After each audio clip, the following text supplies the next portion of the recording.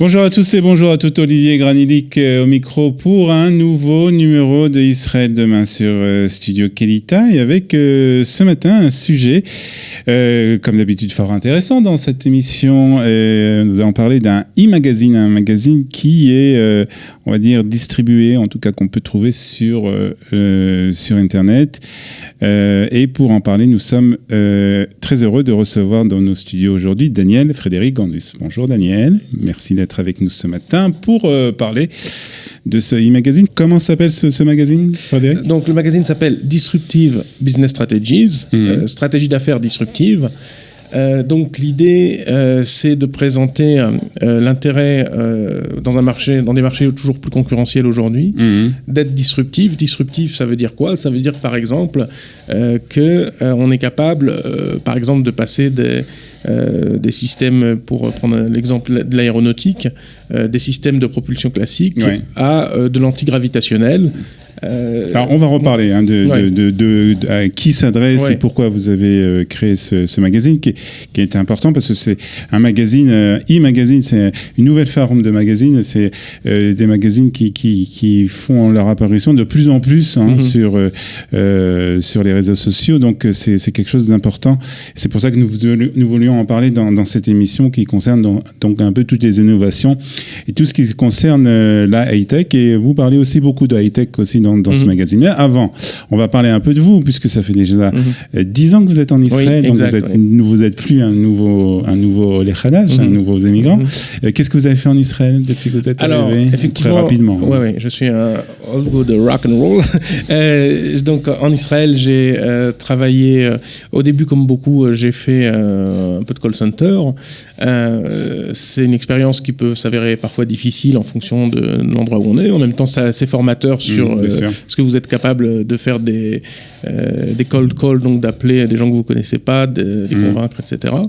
Néanmoins, ensuite, j'ai fait donc ce qui m'intéresse le plus, donc c'est des conférences, comme par exemple au ministère de l'Agriculture, où j'ai formé les entrepreneurs africains qui ont été sélectionnés donc entre les ministères israéliens et africains pour venir se former ici sur la question de la stratégie de communication et aussi sur comment trouver des clients pour eux.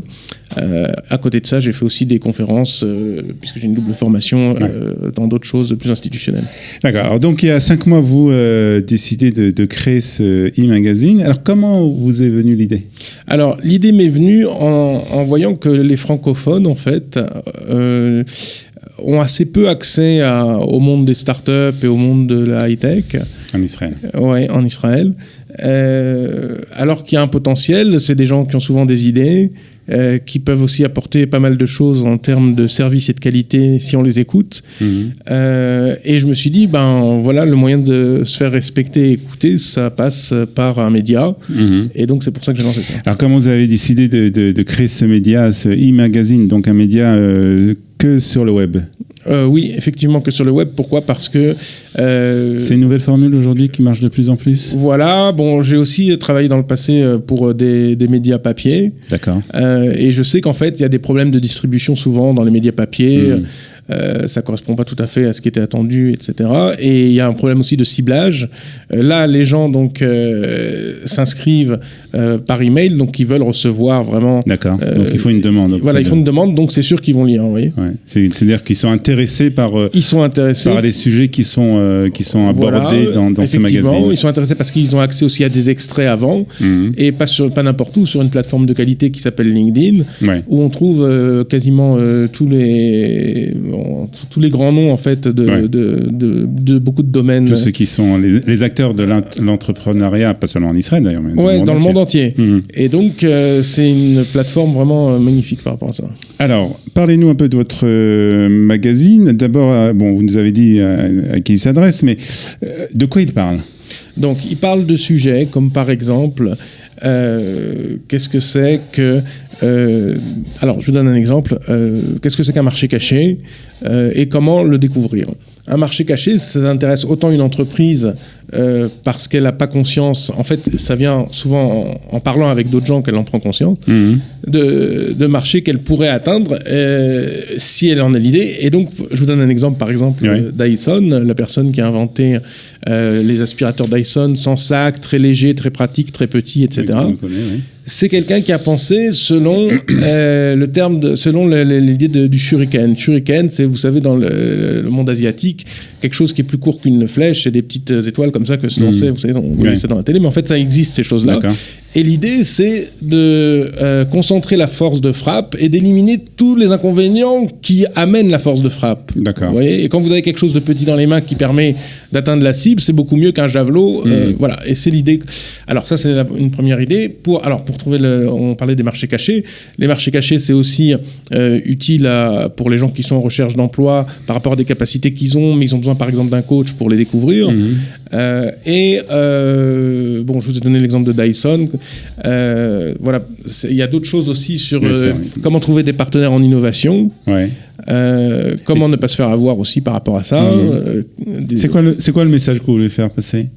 Alors, le message que je veux faire passer, donc, par rapport notamment aux francophones, c'est qu'il y a beaucoup de choses qui sont possibles si on trouve, d'une part, si on crée un réseau par rapport à ça, et le magazine servira aussi de réseau, je veux dire, c'est-à-dire qu'on peut écrire à telle personne qui intervient de manière assez facile, et d'acquérir des connaissances quasiment gratuitement, je dirais, puisqu'en fait, ce sera financé donc par les médias, les annonceurs. Qui écrit dans ce magazine? Alors, il y a par exemple des interventions de André Dan, que vous connaissez peut-être déjà, qui est donc un conférencier international sur le networking. Il y a aussi Meir Fround, qui est l'un des principaux investisseurs de Ford en Israël. Et puis on fait des interviews aussi de personnalités, comme par exemple on a interviewé le maire de Jérusalem, parce que c'est l'ancien directeur aussi du développement de Jérusalem. D'accord. Donc c'est quelques exemples. Et ce magazine paraît combien? C'est quoi Tous les mois. Tous les mois, une fois par mois. Tous les mois, le 20 du mois. D'accord. Donc un magazine qu'on peut trouver donc sur le web. Comment on fait pour s'inscrire? Alors, parce que pour le moment, c'est gratuit. Alors, non, ce sera gratuit. Ce sera gratuit. D'accord. Voilà, pour le moment, c'est sur LinkedIn et par abonnement, ok, mais ça va passer donc à partir de septembre en version gratuite, disponible pour tous. Alors, c'est vrai que LinkedIn... Alors, comment on pourra... Il y aura un site Il y aura un site. Il y aura un site et non plus seulement LinkedIn. Donc, vous n'êtes pas obligé d'être inscrit à LinkedIn. D'accord. Et il y aura un site. Il y aura aussi... On va se mettre aussi même sur Facebook, même si on préfère, c'est vrai, LinkedIn à Facebook pour des questions d'image et plus lié à la qualité, on va dire.